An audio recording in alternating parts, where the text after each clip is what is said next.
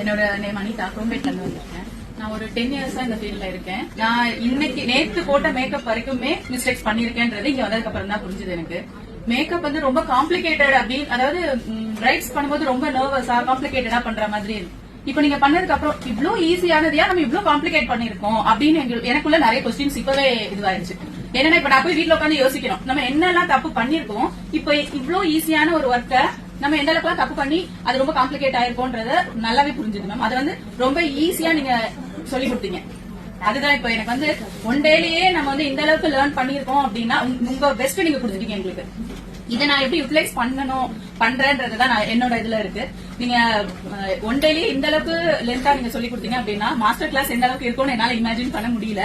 கண்டிப்பா வருவேன், ஆனா சீக்கிரமா வருவேனா தெரியல, ஆனா வருவேன் கண்டிப்பா. எவ்வளவு நாளானாலும் மாஸ்டர் கிளாஸ் உங்ககிட்ட பண்ணணும்ன்றது என்னோட கோல்ல இருக்கு இப்போ.